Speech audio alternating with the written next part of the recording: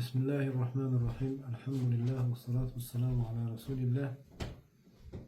Gənclərin İslahı barəsində Şeyh buyurur ki, salamat qəlbdən danışır. Burada deyir ki, salamat qəlb o qəlbdir ki, yəni şirkdən və şək şübhədən salamat olan qəlbə salamat qəlb deyilir. Və həmçinin salamat qəlb o qəlbdir ki, bütün Allahı qəzəbləndirən işlərdən salamatdır və bidətlərdə və günahlarda, asilikdə israrlı olmaqdan salamatdır. Və bu qəlbin, yəni bu şeylərdən, yəni bidətlərdə, asiliklərdə israrlı olmasından salamat olmaq da gərəkdirir. Nəyi gərəkdirir? Onun bu şeylərin əksi olan şeylərlə sifətlənməsi ona lazımdır. Əgər bidətlərdən, asiliklərdən, onların üzərində israrlı olmaqdan salamatdırsa və bu yuxarıda sayılan şeylərdən, şirkdən, şək şübhədən və Allahı qəzəbləndirən bütün şeylərdən əgər salamatdırsa, onun lazımdır ki, sifətlənməsi, vəsiflənməsi, sifətlənməsi, yəni onda gərək bu sifətlər olsun, bunların əksi olan şeylər olsun, Allaha qarşı ixlaslı olmaq və yəqin Allaha itaətə yönəlmək və Allaha sevgiyə və Allaha yəni olan sevgi, Allaha olan təzim və Allahın şəriətinə olan təzim. Və şeyh buyurur ki, çünki qəlb həqiqətən bu şeylərlə vəsiflənərsə,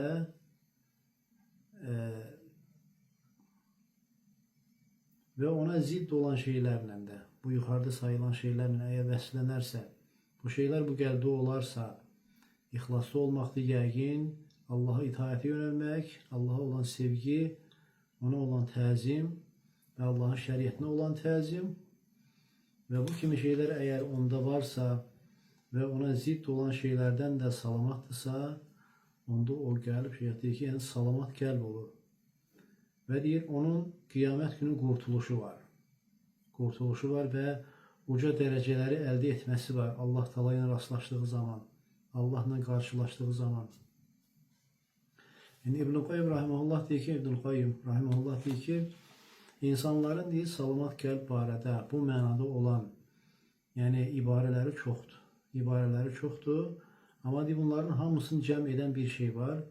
O da odur ki, o qəlbdir ki, bütün Allahın əmirlərinə və onun qadağan etdiyi şeylərə müxalif olan şübhələrdən, şəhvətlərdən, yəni şəhvətlərdən, nəfsi istəklərdən, yəni şəhvətlərdən, nəfsi istəklərdən salamat olan qəlbdir və həmçinin yəni şəriətdə gələn xəbərlərə, Allah Taala'dan gələn xəbərlərə zidd olan şübhələrdən, bütün şübhələrdən salamat olan qəlbdir. Və həmçinin o qəlbdir ki, Allahdan qeyrisinə qulluq etməkdən, Allahdan qeyrisinə qul olmaqdan, yəni salamat olan qəlbdir. Və həmçinin o qəlbdir ki, Peyğəmbər s.ə.v-dən başqasını şəriətdə hakim təyin etməkdən salamat olan qəlbdir. Və həmçinin o qəlbdir ki, Allaha olan sevgisində salamatdır və Allaha olan bu sevgisinə yanaşı onda Allahın öz elçisini şəriətdə hakim təyin etməsi bu sevgi ilə onda yanaşıdır. Onda həmçinin bu şey var. Və həmçinin Allaha olan qorxusunda salamatdır, Allaha olan ümidində, Allaha olan təvəkkülü, Allaha tövbə edib Allaha qayıtmasında və yalnız Allahın qarşısında zəlil olmasında və Allahın və hər bir halında Allahın razı qaldığı şeyləri önə çəkir, yəni üstün tutur. Elə bir qəlbdir. Və həmçinin o qəlbdir ki, bütün yollarda Allahı qəzəbləndirən şeylerden ve Allah'ı gazablandıran yani bütün şeylerden uzak olan bir kalptir.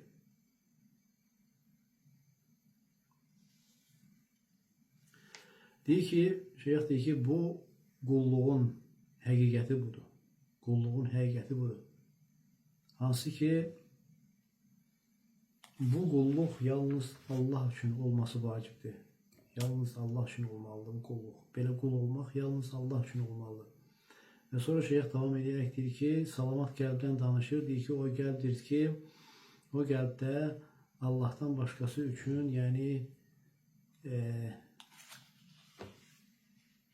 Allahdan başqasına, yəni şərik qoşulmur o qəlbdə. Allahdan başqasına, yəni o qəlbdə Allahdan başqası üçün şirk yoxdur. Heç bir tərəfdən. Əksinə, onun qul olması, qulluğu yalnız Allah üçündür. Onun qul olması yalnız Allah üçündür.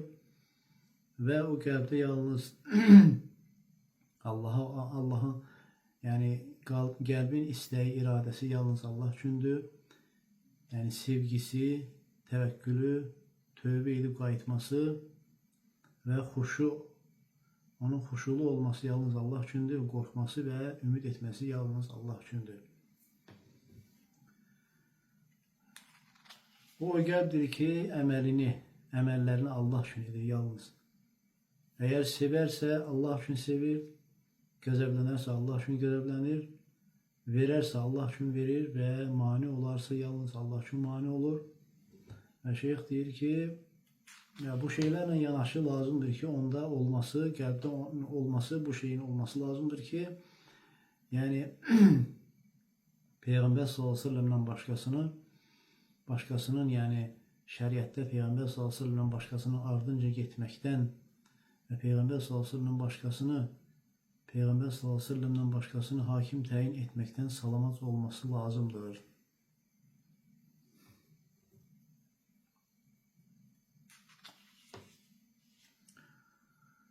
Bütün sözlərdə, bütün əməllərdə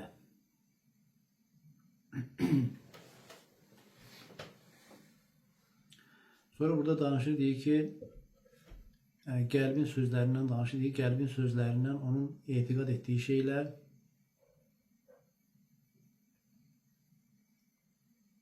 və sonra buyurur, deyir ki, dilin sözlərindən, o da qəlbdə olan şeylər haqqında olan xəbərlər, qəlbin sözləri orada olan əqidələr və etiqadlardır. Dilin sözü isə qəlbdə olan şeylər haqqında olan xəbərlər. Və qəlbin əməlləri buyurur ki, orada olan istək, sevgi və nifrət və bu ilə bağlı olan şeylər və əzaların da əməlləri vardır.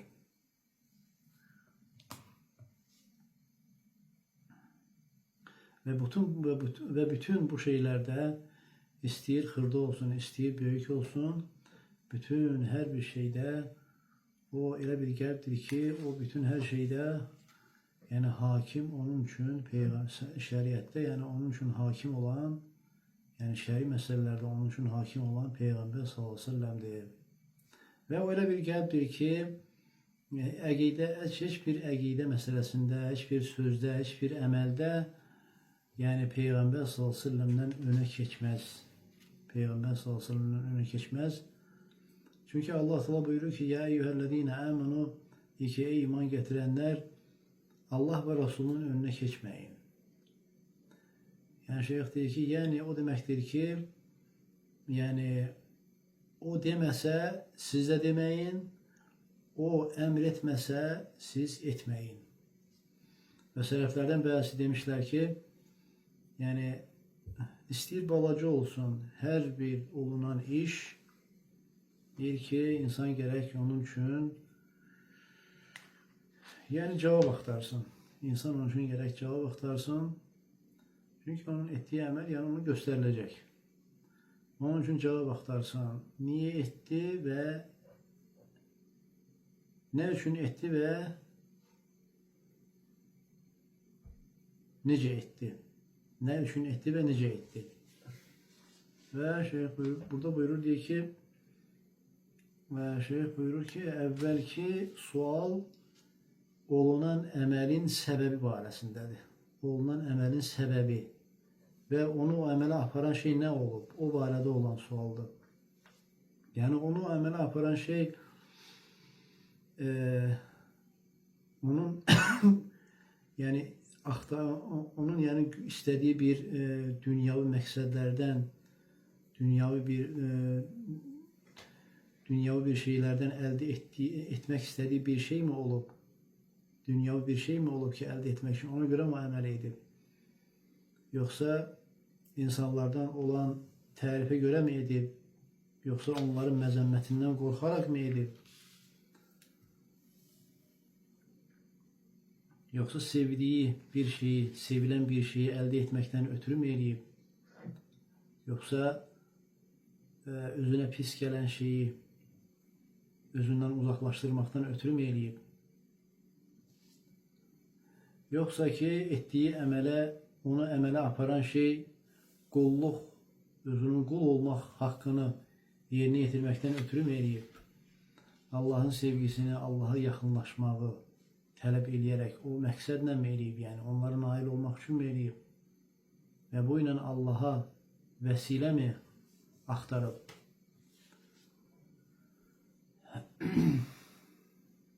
İkinci sual isə, ikinci sual isə Peyğəmbər sallallahu əleyhi və səlləmin tabeçilik, Peyğəmbər sallallahu əleyhi və səlləmin gətirdiyi şəriət üzərində eləyibmi? Yəni sual o sualdır. O etdiyi ibadətdə Peyğəmbər sallallahu əleyhi və səlləmin gətirdiyi şəriətlə mi eləyib etdiyi ibadəti?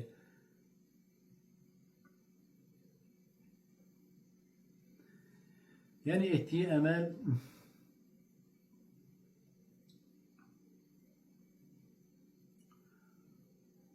Allah Taala'nın Peyğəmbər sallallahu əleyhi və səlləmin dili ilə buyurduğu bir ibadət mi olub? Yoxsa Allahın buyurmadığı, Allahın razı qalmadığı bir ibadət mi olub? Və burada buyurur şeyh deyir ki, birinci sual ixlas barədədir. İkinci sual isə tabeçilik barədə. Və buyurur deyir ki, həqiqətən Allah o ikisi olmayan əməli qəbul etmiyor. O iki şərtdir də, yəni bunlar iki şərtli əməlin qəbul olmaq üçün olan iki şərtli ixlas və tabeçilik.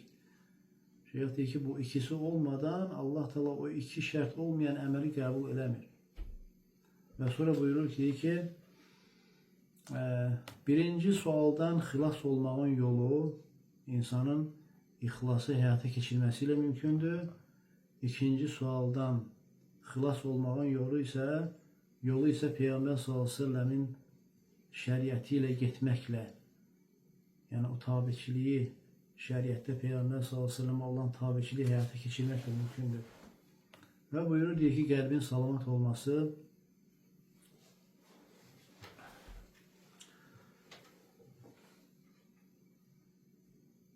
ixlasa zidd olan istəklərdən salamat olmasıyladır və tabeçiliyə zidd olan, tabeçiliyə, Peyğəmbər sallallahu əleyhi və səlləmin tabeçiliyə zidd olan nəfsi istəklərdən salamat olmaqla olur.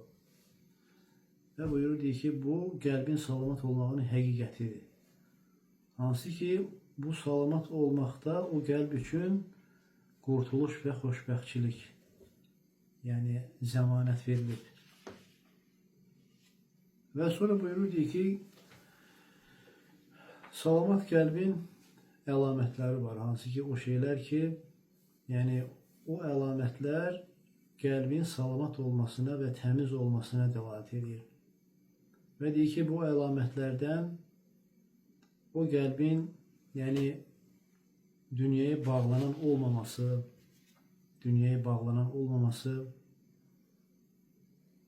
dünyanı tərk edən, yəni dünyaya bağlanmaması və həmçinin dünya ilə aldanmaması və dünyanın halının həqiqətini bilən olması. Çünki dünya yəni yox olan bir yerdir. Yox olası bir yerdir. Yəni yok olacak, yoxa çıxacaq. Əli Allah ondan razı olsun buyurur ki, dünya arxa çevirərək getdi, ahirət isə bizə tərəf, yəni bizə tərəf gəlir.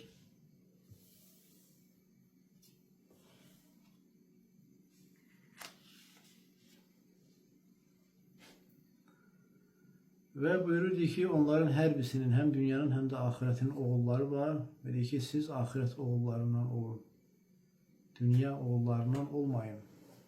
Və buyurur, ardınca Əli radiyallahu anh buyurur, deyir ki, bugün deyir, əməl var, hesab yoxdur.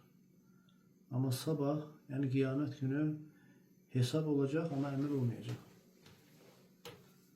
Və Şeyx burada deyir ki, salamat qəlbin əlamətlərindən birisi de odur ki, o qəlbin narahatçılığı bir narahatçılığı olmalıdır. Bir şeydən ötürü narahat olmalıdır. O da Allahın razılığına, Allahın razılığına nail olmaq və Allahı qəzəbləndirən şeylərdən uzaq olmaq. Və sonra buyurur, deyir ki, salamat qəlbin əlamətlərindən asiliklərdən və günahlardan, bidətlərdən və haramlardan uzaq olmaq üçün ciddi şəkildə çalışması. Çünki Allah deyir ki, وَالَّذِينَ جَاهَدُوا فِينَا لَنَهْدِيَنَّهُمْ سُبُلَنَا وَإِنَّ اللّٰهَ لَمَعَ الْمُحْسِنِينَ. Deyir ki, o kəslər ki, bizim yolumuzda, bizim uğrumuzda çalışırlar, yəni biz onları mütləq, yəni yollarımıza hidayət edəcəyik. Həqiqətən Allah mühsinlərlə, yəni ehsan sahibləri ilə bərabərdir. Həqiqətən kim Allah yolunda, yəni Allah yolunda çalışan şəxsi Allah Teala doğru yoldan, o yolun içərisində olan yollara, hidayət yolunda olan yolları Allah Teala ona göstərir və ona o yolları müvəffəq edir. Allah Teala mühsinlərlə bərabər, yəni ehsan sahibləri ilə, yəni Allahı görürmüş kimi ibadət edənlərlə bərabərdir. Yəni Allah Teala bu insanları, yəni hidayət yollarını, o insanları göstərir. Və həmçinin salamat qəlbin əlamətlərindən deyir ki,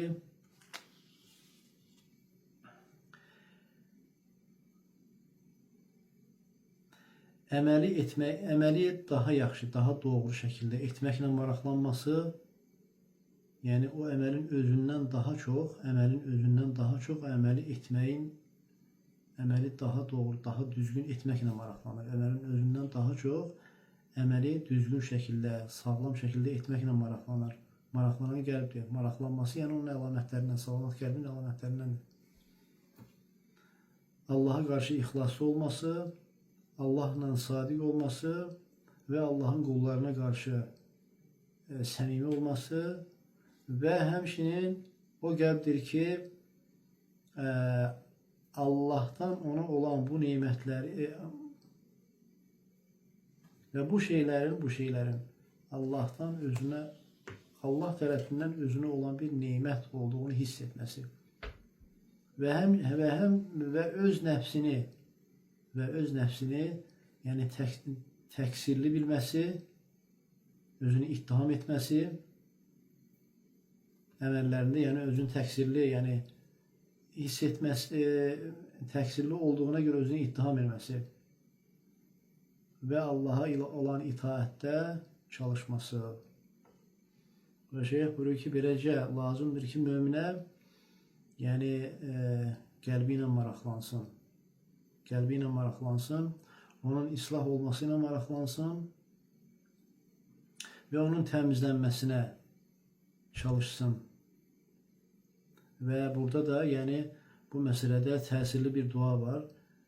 Allahum nəfsimin təqvasını, yəni Allahumma əti nəfsi təqvahə və zəkkihə əntə xeyru mən zəkkəhə əntə vəliyyuhə və məvləhə.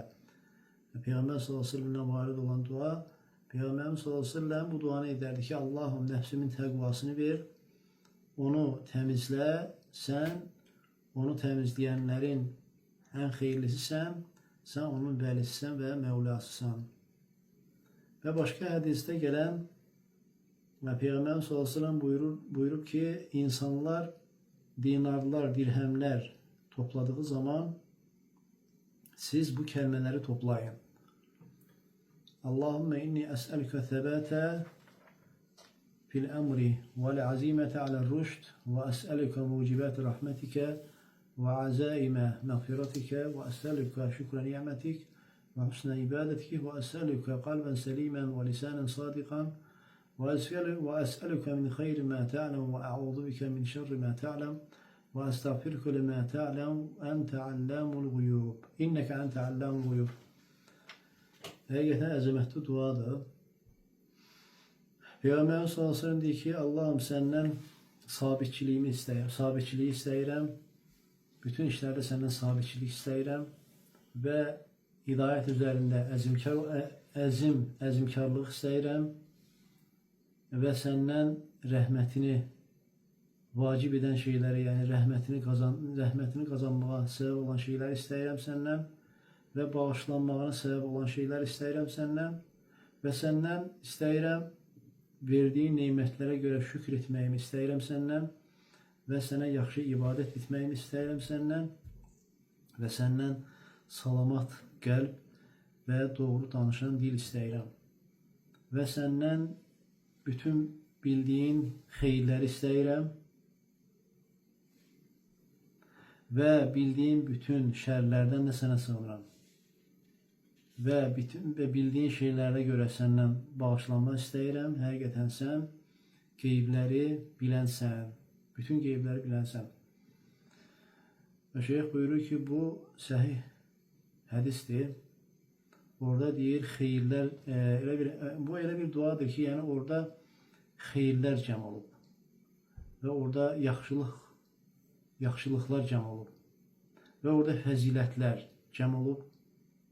Və deyir Peyğəmbər sallallahu aleyhi ve sellem bunu əzəmətli, yani çox yüksək şəkildə, əzəmətli şəkildə onu yani təkidlə o ilə maraqlanmağı bizə buyurub, bu dua ilə maraqlanmağı bizə buyurub və orada olan mətləblər, orada olan istənilən şeylərlə onları həyata keçirməkdən ötürü o ilə maraqlanmağı Peyğəmbər sallallahu aleyhi ve sellem buyurub bizə duada istənilən şeylər. Orada da